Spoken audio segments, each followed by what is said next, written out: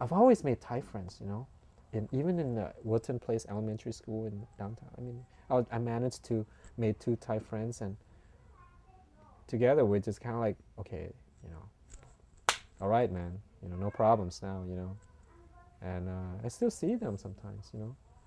Um, and then when we moved to Glendale, I made some Thai friends, and I see them all the time. So, yeah. So did it dawn on you that first year of school about this big change to America? Uh huh. Yeah, yeah, maybe when I was at Wilton Place. I think it's dawned on me when I was fighting this one kid, and I was like, wow, you know, I never got into fights before, man. You know, in Saint Dominic, it was like everything was cool, you know. Now what was I fighting for? I forgot, but I wasn't like that when I was in Saint Dominic, you know. So yeah, maybe it dawned on me in school. Um, so what did you want to be when you grew up?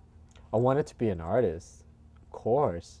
I wanted to be this maybe drawing, you know, like um, I would draw and people would hire me to draw for magazines and stuff, you know. Um, and I wanted to really ah, just, you know, make this big artwork, you know, like my masterpiece or something like that, which really never happened, you know.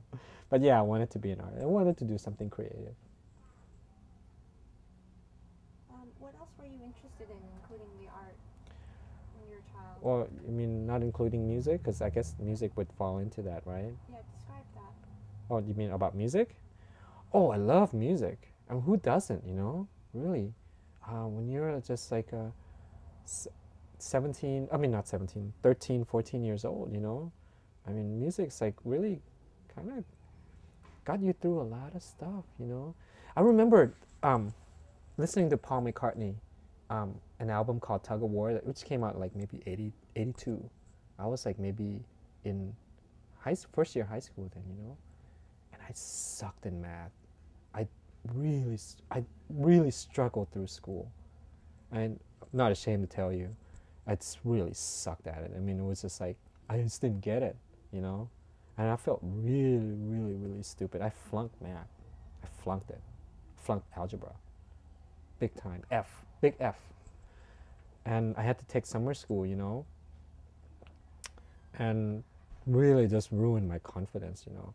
And I just remember listening to this song in Tug of War, in this album called Tug of War from Paul McCartney. And there's a song called Somebody Who Cares. It's kind of like it's a small song. I mean, nobody knows about it, but I just remember that just getting me by. This is like, even before I take a shower in the morning, I would just turn, you know, we have this little cheap turntable, and I would turn, you know, I think that was the third track of that album, and I would just play that over and over, you know, in the morning. And that got me by, and it really got me by through summer school, taking algebra, you know, and I got an A. I mean, I just remember that song just getting me by. I just remember, wow, being so thankful of like music, you know, because music really just got me through a lot of stuff. It's just, uh, you know, it's not just casual listening for me. It was like more profound, you know. So, yeah, so music's a big part. I mean, I've always invested my time and money into music. You know, I have like thousands of records, you know, and CDs, and I mean, I suck at guitar, but I try to play music. You know, it's just a big part of my life. Do you find similarities between yourself and Satita? He's also a musician. Oh yeah, I think I influenced her a great deal.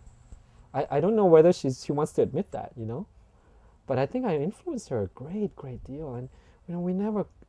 I I just feel really bad that we never. I mean, we could have treated her a little better.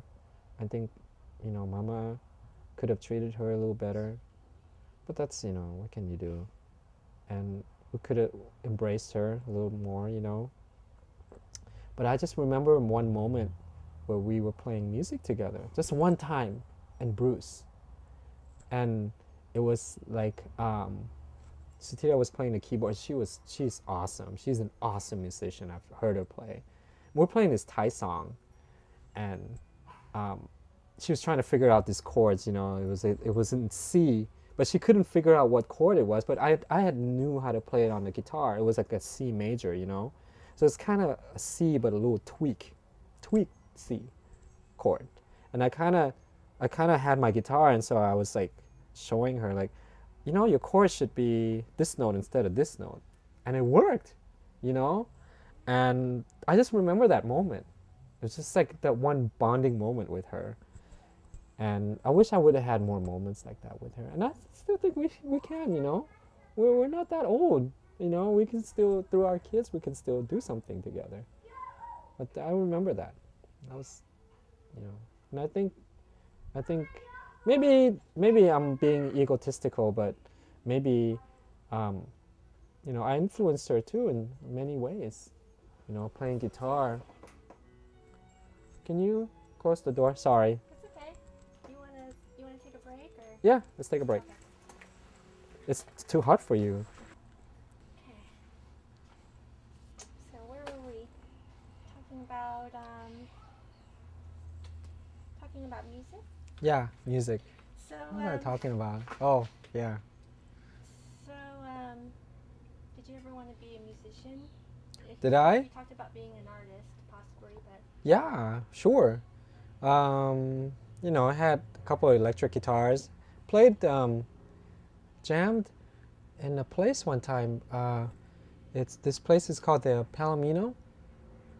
Just play chords up there. Papa used to have this restaurant out in Tahanga, and there'd be people coming in, and I used to just shoot the breeze with the customers, and a couple of kind of local musicians came in, and then just became friends with one of them. His name is Mark Goldberg. He played in this band called the Back Pocket Blues Band. It's a small bar band, and it's like, well, why don't you come down and jam with us? So I did. I went to simple stuff, chords, and had really fun, great time. So yeah, I mean, that's all I did. Recorded a CD once. Kind of cool. You did? I did, yeah. When was that? Maybe back in 94 or 93, something like that, when I just moved out to Columbus, 1339 North Columbus, and made a friend. His name is Ellis, my neighbor. He had like a little computer recording studio, and so I play guitar and he played keyboard. It's really cool. Should have you listen to that one day. I think that'll be in the documentary. Yeah, if you want to put that in there, it's fine. It's crap. It's not that good. It sounded like Miami Vice theme from Miami Vice. It's instrumental, so it's just him on the keyboard and with a drum machine, and I play electric guitar. It's just, I don't think it should be actually in there. That's really funny. Did you write the song? No, he wrote it. The song's called Alice, and it was in B flat, and it's just basically a loop of different chords, and I would just play along with the chords. Really, it's nothing big. What was it called? Alice. Alice. Because it's my friend's Alice. He's my neighbor, or used to be my neighbor.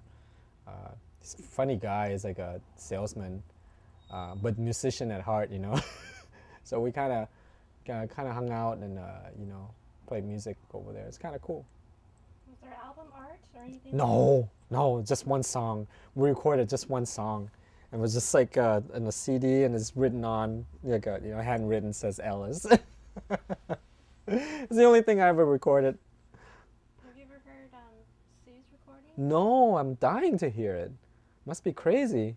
Must be really good. She plays the bass too, I think. Yeah, I believe so. Yeah, I know. She writes her own songs. She writes her own stuff. Was it like more pop or more pop? Did she sing on it? Oh, that's pretty cool, man. I want to listen to that. Good stuff. Yeah, it's interesting how music and art were related, because you drew the Sgt. Pepper. Yeah, I drew. Yeah, that was my pride and joy. I did it. Originally, it was going to be a pencil drawing, and it's I don't know if you're familiar with the Sergeant Pepper, but the LP folds out, so it's just a picture of four of them, in their get up, in the Sergeant Pepper get up. And I was so inspired by that. I don't know why. Maybe it's the color.